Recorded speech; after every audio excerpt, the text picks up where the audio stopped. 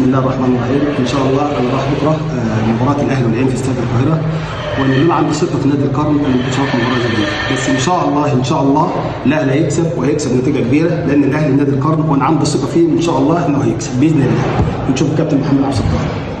الاهلي في كل المحافل العالميه احنا كده واثقين فيه، فان شاء الله يشرفنا زي ما هو مشرفنا كل مره. شوف رايك وزي ما احنا عملنا في خليفه الاهلي هيقابل في العين ان شاء الله. ان شاء الله يعني.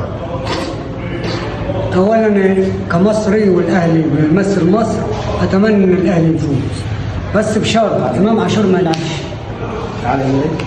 اقسم بالله من بره قلبي كاهلاوي، اقسم بالله من بره قلبه.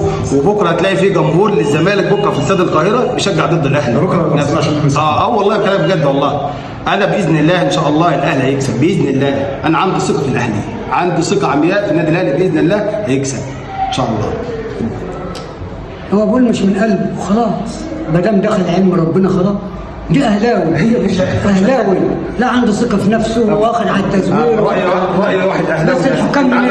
الحكام منين؟ المحافل، بص المحافل العالميه مش جاي منين؟ مالهاش لازمه. لا فلازم الاهلي موجود في المحافل العالميه. انا مش فريقك فين؟ بدور على الدوره الرمضانيه.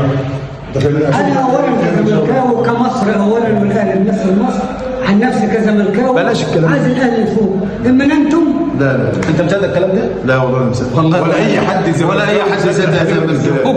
خليفه وبعدين النهارده هيرقوا ويمشي فيه الزمالك. والنهارده بص، النهارده احنا جايبين عليه النهارده كام نتيجه يا كابتن محمد؟ النهارده 6-2 وروح من ساعه هجيب لكم الفيديو بتاع الانسحاب. وطلع يجري من الملعب كعادة الزمالك. وهي بص هي كل ما نحط جول عايز يمشي نرجعه تاني الملعب، هنعمل ايه في الزمالك؟ احنا وشينا وجعنا. احنا وشينا وجعنا من هذه الحاله. لقاءنا بكره يا جماعه الخير ان شاء الله في استاد القاهره. ان شاء الله هعمل لكم لايف من هناك باذن الله، ونحتفل باذن الله بنادي القرن. والسلام عليكم ورحمه الله وبركاته. بالله عليك 2 مليون دولار.